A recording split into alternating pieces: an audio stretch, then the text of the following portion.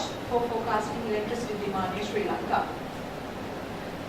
So, my presentation will include an introduction, significance of the study, literature review, materials and methods, results, conclusion and recommendation, and the references. Electricity plays a major role in supplying energy for households and industries in the country. Electricity demand in Sri Lanka is fulfilled by three primary sources. First, mainly the thermal power, secondly the hydropower, and then other non-conventional energy sources such as solar power, wind power, etc. So, according to the Ceylon Electricity Board report, statistical report, in 2014, nearly 61% of total electricity generation is done using thermal power, whereas 37% is done. 37% of the total electricity generation is done using hydropower, and 2% is done using other non-conventional energy sources. And then in 2015, the thermal energy, the electricity generation has decreased up to 51%, and then the hydro electricity generation has increased up to 46%, whereas NCRE has increased by 1%. So, according to the Ceylon Electricity Board Statistics 2014, it indicates that there is an increase in 12,063.18 gigawatts per hour in electricity generation and 10,377.41 gigawatts per hour in electricity consumption over the last 44 years. So you can see that there is a rapid increase from 1990 to today, and also even from in both electricity generation and electricity use in Sri Lanka. So, with growing population, extensive urbanization, industrialization of economies, there is a significant increase in electricity consumption in Sri Lanka. So, if there is no proper method to predict the increase in electricity demand, there will be an imbalance in demand and supply of electricity in future.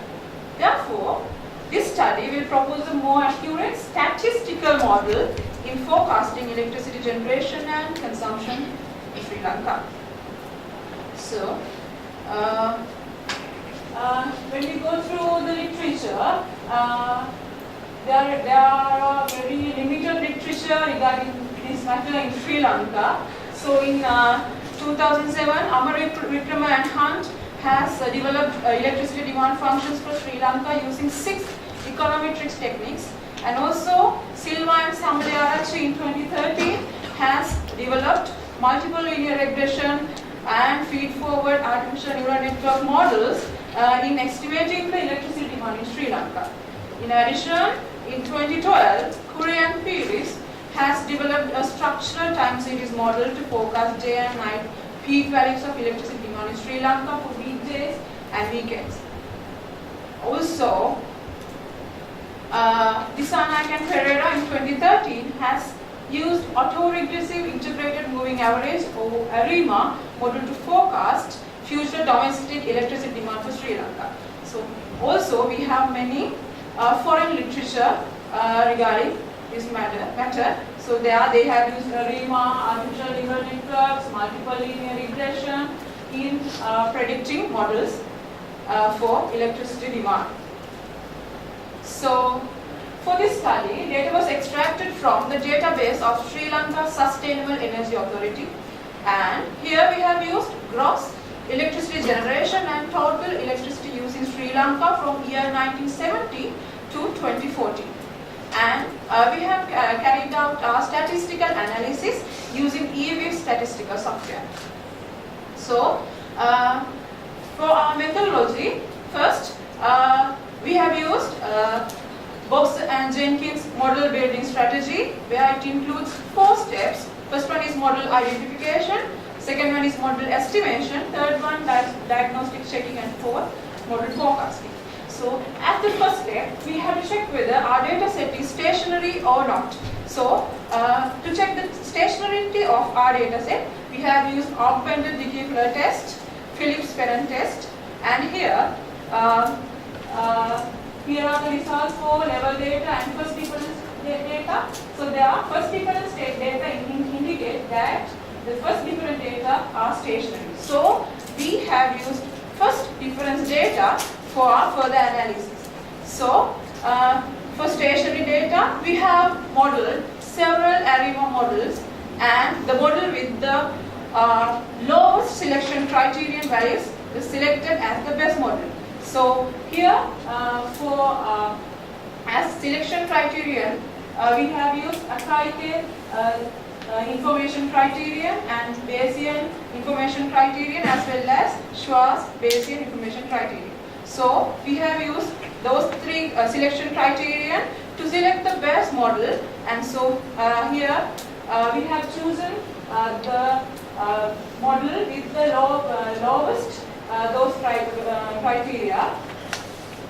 So as the best model for electricity production, we have selected ARIMA 311, and for electricity consumption, we have selected ARIMA 111.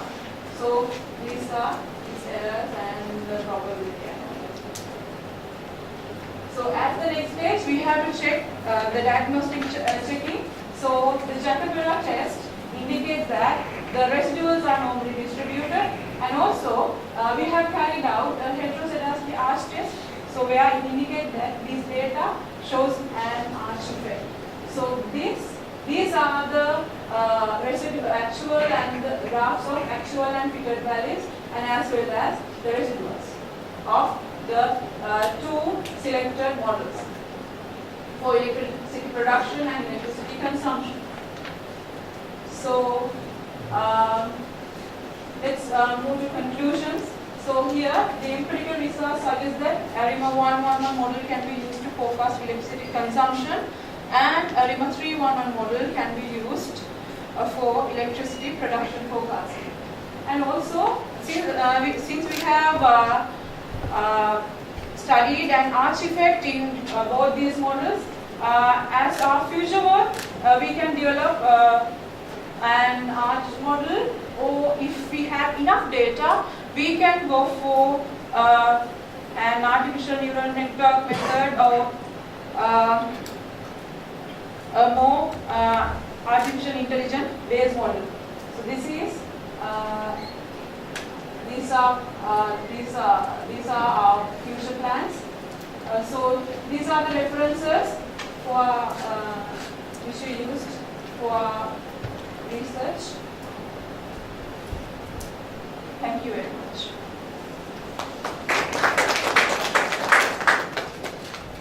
The subject is open for discussion, but I will start. First, I think I have to make a correction on one of the terms you use. What is GWH? Is it energy or is it a rate of power?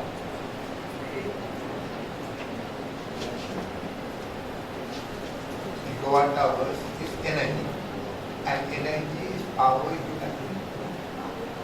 You said gigawatt per hour. It's a completely wrong thing. So if you are doing a study on an area like this, you have to be very careful. Because it could be missing. Second, unfortunately, I'm not because I'm a now, if you have a change of government, electric balance change, statistically only, most of the time, this is the problem. Not only change of government, various other non-statistical factors. So, the normal method of, I don't know statistics, not that I know. We would take, for example, data from 1970 to 2010, develop a model and extrapolate from 2010 to 2015 or something. You do that. And how did your results compare? Yes, in fact, we lack so many data. In ARIMA only we need nearly 50 data points. So that's the so maybe if we lack data, so we can go for most accurate statistical models. So that's why we didn't separate those. So how do you justify that your model is correct? So there we have. Because mathematically, justifying these numbers have no meaning to us. Because if you have deviations like this, 100 megawatt error, it has no meaning. Yes. So normally we calculate. It may be in percentage error, but yes, they are. But percentage errors also, I'm not too sure. Because it should not be average errors. For a particular year, what should be the error? Because if your prediction is not accurate, everything else is going to go wrong. Yes, that's why we are planning our future work using AI, artificial intelligence. Right. So this is just a base, the ARIMA, and then we will planning to develop the large models and then move to AI. So this is quite basic model. What is the sample size if you use? What are the expected sample size you need to analyze the probability? So here for ARIMA, we need at least 50 data points, at least. What are the used? So we used 1970 to 2014, yes.